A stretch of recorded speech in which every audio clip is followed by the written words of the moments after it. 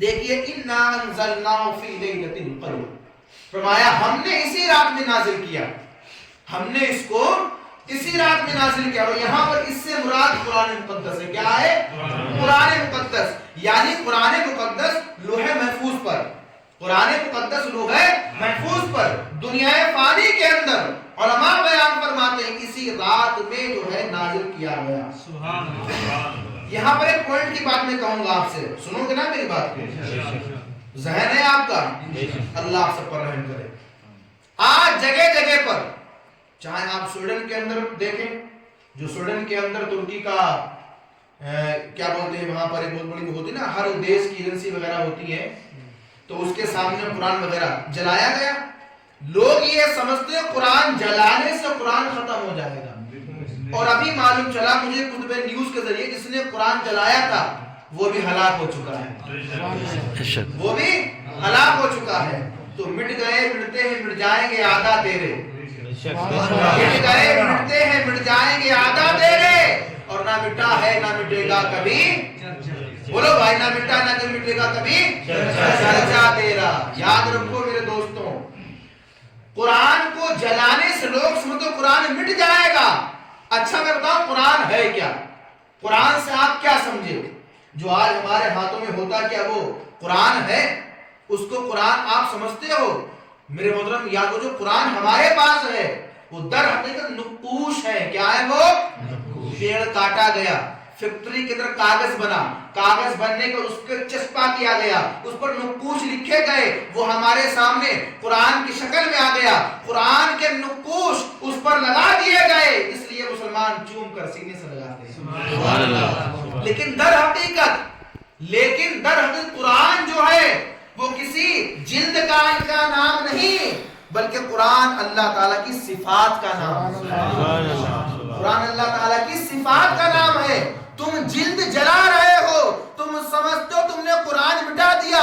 ارے اس کی بات ہو ہی نہیں رہی ہے. قرآن کا مطلب یہ ہے، قرآن رب تعالیٰ کی تعریف و توصیف ہے جو نبی کی محبت میں اللہ نے دنیا میں نازل کیا ہے امتیوں کے لیے. ایک قانون بنا کر اللہ نے وہ کتاب دی ہے. تو کتاب سے مراد جو قرآن ہے وہ کوئی چیپٹر نہیں بلکہ رب تعالیٰ کی تعریف و توصیف ہے. یاد رکھو، تم کتابیں جلا لو گے لیکن ایک بات یاد رکھو، مرتے مرتے مر جاؤ گے. تمہارے ناپاک باپ بھی آئے تھے جو قرآن کو مٹانے کی سازش کر رہے تھے. نہ کل مٹا تھا، نہ آج مٹا ہے، نہ انشاءاللہ صبح قیامت تک مٹ سکتا ہے. صبح قیامت تک قرآن مٹ نہیں سکتا ہے. قرآن وہ چیز ہے، قرآن وہ جو ہے حکم ہے، قرآن وہ کتاب ہے، قرآن وہ توصیف ہے جو رب تعالیٰ نے اپنے محبوب بندوں کے لیے نازل فرمایا. سبحان اللہ. قرآن کوئی مٹا نہیں سکتا ہے. یاد رکھو، ہلاکو بھی آیا تھا جس نے جو ہے انسانی کھوپڑیوں سے، مسلمان کی انسانی کھوپڑیوں سے کہتے ہیں مینار تک بنا دیا. اس نے انسانی کھوپڑیوں سے کنویں کے اندر جو پانی ہوتا ہے نا وہ انسانی کھوپڑی اس کے اندر بھر دی گئی، کنواں پورا کا پورا بھر دیا گیا. چنگیز خان بھی آیا تھا جس نے مسلمانوں کی کھوپڑیوں سے مینار بنا دیے. یاد رکھو، وقت ہمارا اسلام کا دشمن لوگ رہے ہیں لیکن اسلام، یاد رکھو، اسلام تیری فطرت میں وہ قدرتیں لچک دی ہے، جتنا ہی دباؤ گے اتنا ہی ابھرے گا. اسے کوئی مٹا نہیں سکتا ہے. قرآن سے آپ کیا سمجھے؟ قرآن سے آپ کیا؟ قرآن جو ہے وہ اللہ تعالیٰ کی صفت ہے. کیا ہے وہ؟ صفت. صفت کے معنی تعریف. کیا آتے ہیں؟ تعریف. تو یہ اللہ تعالیٰ کیا ہے؟ یہ صفت خاص ہے جس کو حمد بھی کہتے ہیں، اور حمد کا معنی آتا ہے اللہ تعالیٰ کی تعریف. کیا معنی آتے ہیں؟ تعریف. اس علمی بات یہاں پہ میں کرتا ہوں تاکہ آپ کے ذہن میں آئے. دیکھیے، جب اللہ تعالیٰ کی تعریف میں کلام یا اشعار یا قرآن کی آیتیں پڑھی جاتی ہیں اس کو حمد کہا جاتا ہے. کیا کہا جاتا ہے؟ حمد کہا جاتا ہے. اور نبی کی محبت میں جو اشعار کہے جاتے ہیں اس کو نعت کہا جاتا ہے. ولی اللہ کی، اولیاء اللہ کی خدمت میں جو اشعار پڑھے جاتے ہیں ان کو منقبت کہا جاتا ہے. یاد رکھو دوستوں، قرآن جو ہے وہ اللہ تعالیٰ کی حمد بھی ہے. بے شک. سبحان اللہ. قرآن اللہ تعالیٰ کی حمد بھی ہے اور اللہ تعالیٰ کی تعریف و توصیف، اللہ تعالیٰ کی صفت بھی ہے. بے شک. سبحان اللہ. اور میں آگے بات لے کر چلوں. کچھ سال پہلے فرماتے ہیں جرمنی کے اندر کچھ مکاروں نے قرآن کو لیا. جرمن کی بات کر رہا ہوں میں. کچھ مکار لوگوں نے قرآن کو لیا اور سمندر کے ٹاپو کے اوپر عیاشیاں ہو رہی تھیں. بھائی وہاں پر کفار و مشرکین عیاشیوں کے نئے نئے طریقے نئی چیزیں ایجاد کرتے تاکہ جو ہو اس پر مزے لیے جائیں.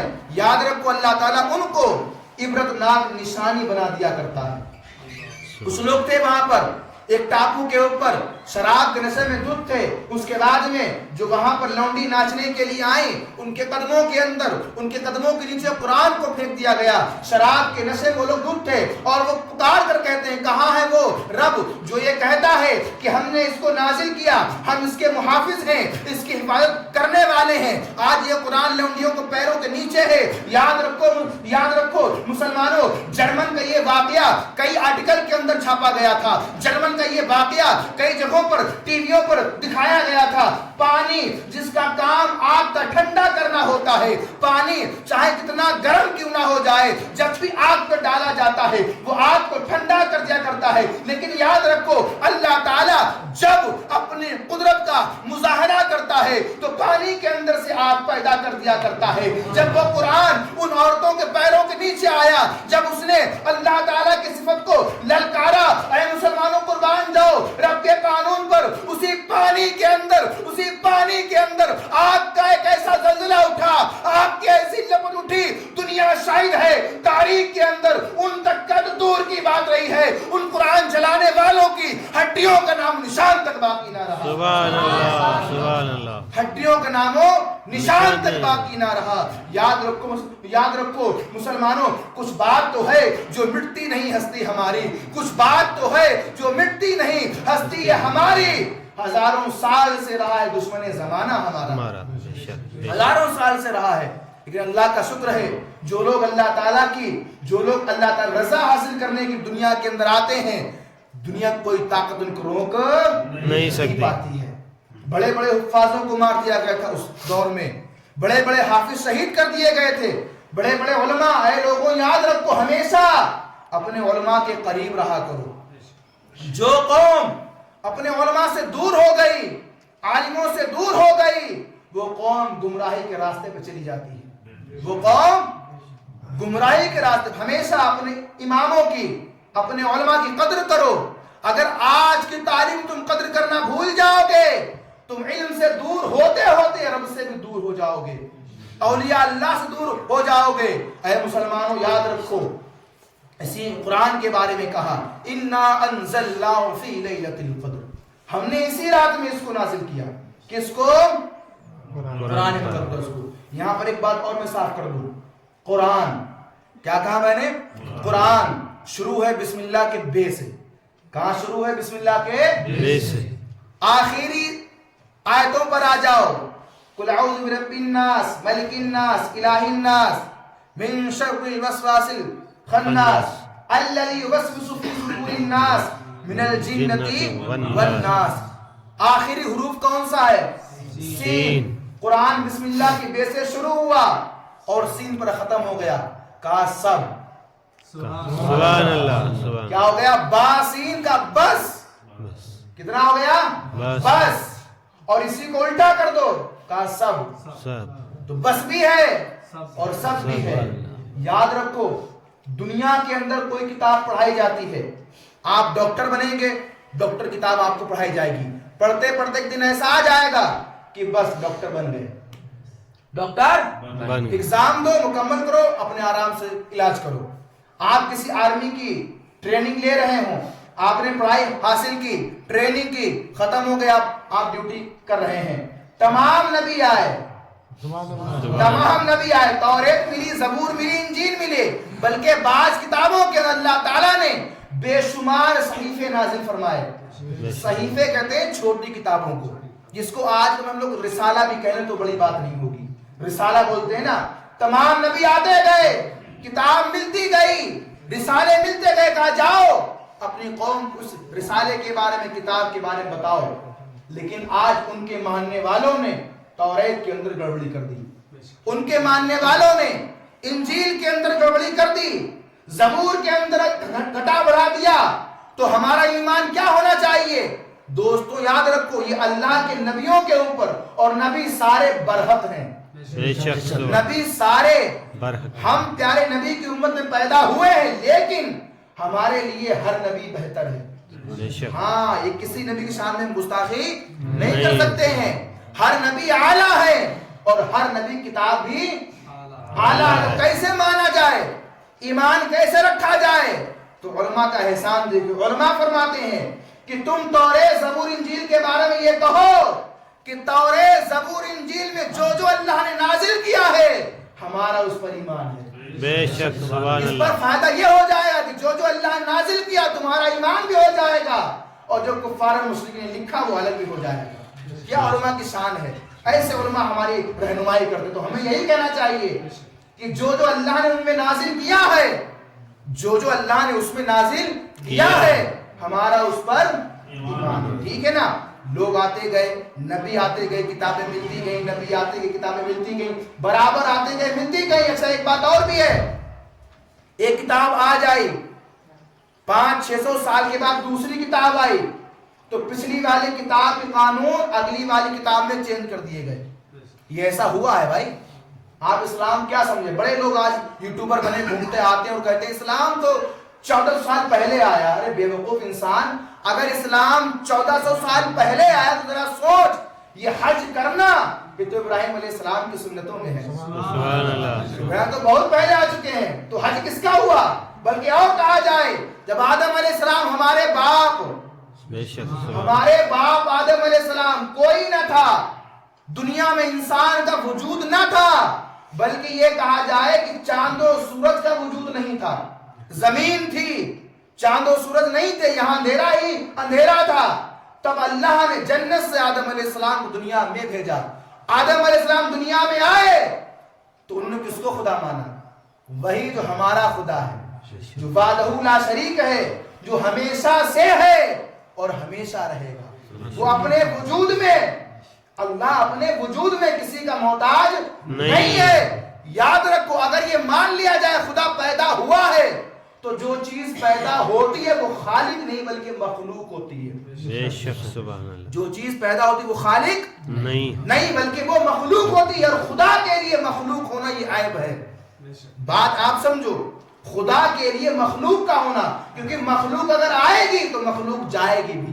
پر دنیا میں کوئی چیز پیدا اگر وہ آئی تو وہ واپس جائے گی. خدا جو آیا ہی نہیں، خدا جو آیا ہی نہیں، وہ ہمیشہ سے ہے اور وہ ہمیشہ رہے گا. وہ ہمیشہ رہے گا. تو رب تعالیٰ کتابیں دے رہا ہے، رد و بدل ہو رہا ہے، کبھی یہ قانون کبھی وہ قانون. لیکن جب ہم سب کے آخری نبی کو بھیجا، سبحان اللہ آخری نبی کو بھیجا، آخری کتاب دی، اس لیے تاکہ یہ پتا چلے کہ اب کوئی نیا قانون نہیں آئے گا. قرآن سب، قرآن بس. پتہ یہ چلا قرآن دے دیا، قرآن میں سب ہے، قرآن پڑھ لیا یہیں پر بس ہے. پتہ یہ چلا اب قرآن آ گیا، نہ تو کوئی نیا دین آئے گا نہ تو کوئی کتاب آئے گی. اسی طرز میں شاعر نے کہا کہ جو میرے نبی پہ اترا وہ کلام آخری ہے، جو میرے مصطفیٰ جو آئے، میرے نبی جو آئے وہ نبی آخری ہے، اور میرے مصطفیٰ پہ جو نازل ہوا وہ قرآن آخری ہے. سبحان اللہ سبحان اللہ. نبی آئے نبی بھی آخری ہیں، نبی آئے نبی بھی آخر الزمان ہے. نبی کے بعد اب کوئی نیا نبی پیدا نہیں ہوگا، بلکہ اب تو قیامت ہے. اب تو قیامت. یہ اسلام کی بگننگ نہیں ہے، اسلام کی شروعات نہیں، تو اسلام اینڈنگ ہوگا. یہاں پہ تو یہ تو ختم ہے. یہ تو اب دنیا اس کا کیا جائے، کوئی نیا نبی تو آئے گا نہیں. اب صرف بچی ہے قیامت. کیا بچی ہے؟ قیامت بہت قریب ہے ہماری، بلکہ یہ کہا جائے کہ سروں پر گھوم رہی ہے. بل قیامت ہمارے سروں پر گھوم رہی. مسلمانوں یاد رکھو، آج کی رات میں تم فلسطین کے مسلمانوں کے لیے خاص طور سے دعائیں کرو. یہ ذلیل ہوں گے. میں نے ایک کتاب کے اندر مطالعہ کیا، اس کے اندر لکھا ہوا تھا، فقہا لکھتے ہیں کہ اگر کوئی حکومت کفر کے بنا پر کرے، اگر کوئی حکومت کفر کے بنا پر کرے تو اس کی حکومت کچھ لمحوں تک چل سکتی ہے. فرعون آیا، اپنے آپ کو خدائی کا دعویٰ کیا، تقریباً 450 سال یا 500 سال حکومت کی اس نے. 300 سال اس کا عالم یہ تھا، 300 سالوں تک اس کا عالم یہ تھا کہ اگر کانٹوں پر پیر رکھتا تھا تو پیر میں کانٹا نہیں چبھتا تھا اس کے. فرشتے بولے مولا یہ تو اور بھی بگڑ جائے گا، کہ کیا ماجرا ہے، یہ کانٹوں پر پیر رکھے ننگے پاؤں اور کانٹا نہ چبھے. میرے مولا نے کہا فرشتوں دیکھو میں بھی چھوڑ دے رہا ہوں اس کو، ابھی میں اس کو چھوڑ دے رہا ہوں، اب یہ باز آ جائے. لمبی زندگی عطا کی، کم وقت سدھرا نہیں. لیکن یاد رکھو دوستوں، جو حکومت کفر کے بنا پر آتی وہ کچھ لمحوں تک چل سکتی ہے، لیکن اگر کوئی حکومت ظلم کے ساتھ آتی ہے، اگر کوئی حکومت ظلم کے ساتھ، تو اس کا ظلم زیادہ دن تک چل نہیں سکتا ہے. بے شک مثال دوں میں آپ کو، بیدار ہو آپ لوگ، بے شک بے شک بیدار ہو نا آپ لوگ، بے شک. سنیے گا میری بات کو. یزید پلید خبیث، سبحان اللہ. یزید پلید پلید خبیث. بے شک. تاریخوں کے اندر ذکر ہے کہ اس کے 14 بیٹے تھے. کتنے تھے؟ 14 بیٹے. 14. یہ جنگ اللہ جنگ کیسی ہے یہ، جہاں امام حسین قتل ہوئے لیکن جیتے امام حسین. سبحان اللہ. جنگ کا رخ دیکھو، پہلے جنگ کا رخ دیکھو بھائی. قتل ہونے والا، جان کو جو ہے لٹا دینے والا تو ہار جاتا ہے. لیکن یہ کیسی جنگ ہے کہ جنگ ہوئی، امام حسین شہید ہوئے، لیکن پھر بھی قیامت تک امام حسین کا نام ہے. سبحان اللہ. یزید جس نے امام حسین کے اوپر ظلم کیا، ان کے بچوں کے اوپر ظلم کیا، ان کے خاندانوں کے اوپر گھوڑے دوڑائے گئے ان کی لاشوں کے اوپر.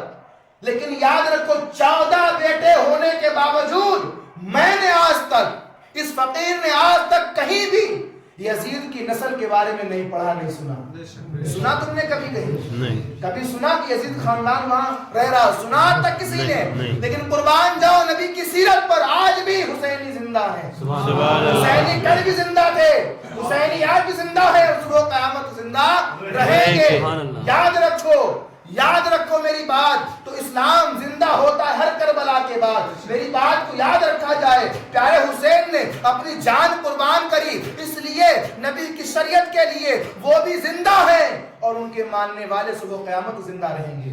گلیوں میں جاؤ، کہیں کوئی احمد حسین ہے، کوئی محمد حسین ہے، کوئی محمد حسن ہے، گلیوں کے اندر غلامان حسن حسین مل جائیں گے آپ کو. لیکن یزید کو ماننے والے، یزید کو ماننے والے، یزید سے محبت کرنے والے دنیا میں چلے جاؤ، ان کا نام و نشان باقی نہیں. پتہ یہ چلا جو دین مصطفیٰ کو مٹانے کی سازشیں کرتے ہیں، اللہ ان کا نام و نشان پر مٹا دیا کرے. سبحان اللہ. جو دین مصطفیٰ کو وہ سوچتے کہ ہم ختم کر دیں گے، جو اٹھا اللہ نے اس کے نام و نشان کو دنیا سے ختم کر دیا. اس کا وجود نہیں ملے گا تمہیں. یاد رکھو دوستو، ہمیں یہ چاہیے کہ اسلام کے دائرے میں رہ کر اس پر عمل کریں. کیا کریں؟ عمل کریں. انا انزلناه فی لیلۃ القدر، ہم نے اس رات میں اس کو نازل کیا. لیلۃ القدر خیر من الف شہر. تم کیا جانو یہ کیا ہے لیلۃ القدر؟ کیا جانو تم؟ کیا تمہیں معلوم چلا اس سے؟ لیلۃ القدر کا مطلب یہ نہیں ہے کہ آپ باہر نکلیں اور آپ گپے مار رہے ہیں وہاں بیٹھ کر. گپ شپ بولتے ہو نا آپ لوگ اس کو، گپ شپ کر رہے ہو. بعض دفعہ میں نے دیکھا کہ نوجوان لڑکے بائک کا سلنسر نکال کر بڑی بڑی آوازیں اس میں ہو جاتی ہیں، پھر وہ لے کر روڈوں میں گھومتے ہیں. یہ رات جاگنے کا طریقہ ہے آپ کا؟ بلکہ رات جاگنے کا طریقہ یہ کہ اس میں اللہ تعالیٰ کی عبادت کریں. کیا کریں؟ عبادت. ریا بازاری کریں. اور اگر شیطانیت کرنے کا تمہارا دل ہو تو بہتر ہے کہ چادر اوڑھو، چپ چاپ سو جاؤ. کم سے کم جو گناہ تم کر رہے ہو اس رات کو لے کر کے گاؤں کے لوگ سمجھ کہ آپ رات جاگ رہے ہو، دوسروں کو رات جاگنے کا پیمانہ دے رہے ہو، اور خود اس رات میں گنڈائی کر رہے ہو، تو تم اس رات کی آڑ میں ایک نئے رسم کو جنم دے رہے، بلکہ یہ کہا جائے نئے گناہوں کو جنم دے رہے ہو. اس سے تم نہیں بلکہ تمہارا دین بدنام ہو رہا ہے، بلکہ تمہارا دین بدنام کیا جا رہا ہے. حالانکہ دین تو اللہ تعالیٰ کا ہے، دین کوئی نقصان نہیں ہو سکتا ہے. لیکن یاد رکھو جو تم نے حرکت کی، اس حرکت کے بنا پر لوگ تمہارے اوپر نہیں بلکہ تمہارے دین اسلام پر حملہ کر رہے ہیں، بلکہ تمہارے دین پر حملہ کر رہے ہیں. تو یہ رات ہے کیا؟ یہ رات ہے کیا؟ فرماتے ہیں ایک انسان کے بارے میں اللہ کے نبی نے کہا کہ اس کی کئی سو سال وہ اللہ تعالیٰ کی تسبیح و تحلیل کیا کرتا تھا. کئی سو سال اللہ تعالیٰ کے تسبیح و تحلیل کرتا تھا، راتوں میں جاگ جا کر اللہ تعالیٰ کی عبادت کریا وزاری کر رہا تھا. تو صحابہ وہاں پر بیٹھے ہوئے، ان میں سے بعض صحابہ کے دلوں میں یہ بات، یہ خواہش آئی، کاش ہماری بھی لمبی لمبی زندگیاں ہوتی تو ہم بھی اللہ تعالیٰ کی بارگاہ میں تسبیح و تحلیل کرتے. سبحان اللہ. یہ خواہش تھی، یہ خواہش تھی، یہ اندر رجحان تھے ان کے. جب ان کی خواہش تھی، ایک بات میری یاد رکھو، بڑے آج کل یہ میٹر چل رہے ہیں، خدا را ہمیں ہمیشہ اپنے اماموں کا تابع بنا کر رکھے. سبحان اللہ. آج کل ایسا ہوتا ہے نا، لوگ کہتے ہیں ارے امام اعظم کا یہ مسئلہ ٹھیک نہیں ہے، امام شافعی کا یہ مسئلہ ٹھیک نہیں ہے، امام مالک کا یہ ٹھیک نہیں، امام اعظم بولنے ٹھیک نہیں. یہ تو ایسی باتیں ہیں کہ ایک پنچر جوڑنے والا انسان ڈاکٹروں کو مشورہ دیتا پھرے کہ آپریشن ایسے نہیں ایسے کرو. کیا کہا میں نے؟ اس کی مثال ایسی سے آج پنچر جوڑنے والا آدمی کہ اس کی تمیز پنچر جوڑنے کی نہیں ہے، لیکن مشورہ ڈاکٹروں کو دے رہا ہے کہ آپریشن ایسے نہیں ایسے کرو. عجیب بے وقوف انسان ہے وہ لوگ. وہ اتنے پہلے پیدا ہوئے. امام اعظم کے بارے میں ذکر ہے کہ آپ کا جو ظہور ہوا ہے وہ تابعیوں میں سے ہے. کس میں سے ہے؟ تابعی. و تابعی وہ ہوتے ہیں جس نے صحابیوں کو دیکھا ہو. سبحان اللہ. جس نے صحابی نبی کو جنہوں نے دیکھا، امام اعظم نے ان کو دیکھا. امام اعظم نے عبداللہ ابن مسعود، حضرت علی اور حضرت ابو ہریرہ جیسے مقدس صحابیوں سے دین حاصل کیا. سبحان اللہ. اور انہوں نے اپنے دین کے مطابق جو سیکھا اس پر عمل کیا اور وہی تعلیم لوگوں تک پہنچائی. سبحان اللہ. یہ ہے ان کا مقصد. الگ الگ ہے، 4 مذہب ہیں، امام شافعی، امام مالک، امام حنبل، امام اعظم. 4 مذہب الگ الگ ہیں، لیکن یہ چاروں حق پر ہیں. ان کے پاس اپنی اپنی دلیلیں ہیں. ان کے علاوہ کوئی اگر چاہے، آج کل لوگ کہتے ہیں نا قرآن ہمارے پاس، حدیث ہمارے پاس، ہم پڑھ لیں اپنے آپ. تو میرے محترم یاد رکھو، جب ڈاکٹری کی کتاب بنا ڈاکٹر کے پڑھ نہیں سکتے ہو تم. یہ آج کل ملا بنے گھوم رہے ہوتے نا، یوٹیوب پر آ کر سرچ کر لیا، یہ مسئلہ ہے، بن گئے مولوی صاحب. اب اماموں کو پریشان کرنا شروع، مولوی صاحب یہ ہے کیا ایسا، مولوی صاحب یہ ہے، وہاں تو ایسے ہو رہے تھے. یوٹیوب کے اوپر آنے والا ہر مولانا پہلے اس کے بارے میں جانو یہ علماء اہل سنت ہے کہ نہیں ہے، کیونکہ اختلاف بہت زیادہ ہے آج کے دور میں. نہ جانے کون کون لوگ پیدا ہو گئے برساتی میڈک کی طرح، کوئی یہاں ٹر تو وہاں ٹر، کوئی یہاں ٹر کوئی وہاں ٹر. طرح طرح کے انسان باتیں کر رہے ہیں. میری بات آپ سمجھو میں کیا کہہ رہا ہوں؟ طرح طرح کی بات کر رہے ہیں لوگ. ہم حنفی مذہب کے ہیں اور الحمدللہ ہم کو ناز ہے کہ ہمیں امام اعظم کو ہر جیسا امام ملا ہے. بے شک، بے سبحان اللہ. ہم ان کی تباہ کر رہے ہیں اور انشاءاللہ مرتے دم تک ہم اور نسلوں کو کہتے جائیں کہ بیٹا جب تک جینا امام اعظم ابو حنیفہ کے مذہب پر عمل کرنا. بے شک، بے شک، سبحان اللہ. گرو سے کہتے کہ حنفی ہم کون ہیں؟ حنفی مسلمان ہیں. ہم حنفی مسلمان ہیں. یاد رکھو ان چاروں اماموں کا آپس مسائل میں اختلافات ہیں، مسئلوں میں اختلافات ہیں. نماز کیسے پڑھیں، وضو کیسے کریں، روزہ کیسے رکھیں، ان میں مسائل میں اختلاف ہے. لیکن چاروں امام کے عقیدے میں کوئی اختلافات نہیں ہے. جب عقیدے کی بات آئی تو سنو، ہم نے اللہ کو ایک مانا، کسی امام کے کہنے پر نہیں بلکہ مصطفیٰ کے کہنے پر مانا. سبحان اللہ، سبحان اللہ، سبحان اللہ. تھوڑی ہم نے کسی کی ہے، ہم نے خدا کو ایک مانا، ذاتہ لا شریک مانا، کسی امام کی بنا پر نہیں بلکہ اپنے آقا محمد عربی کی بنا پر مانا. سبحان اللہ، سبحان اللہ، سبحان اللہ. جو پیارے آقا کریم کو معراج ہی بچے نے ماشاءاللہ اچھا بیان کیا. تھوڑی وضاحت میں کروں پر روشنی ڈالنا، آپ لوگ سنیں گے نا بے شک، انشاءاللہ. روشنی میں اس پر ڈال تاکہ بات واضح ہو جائے انشاءاللہ.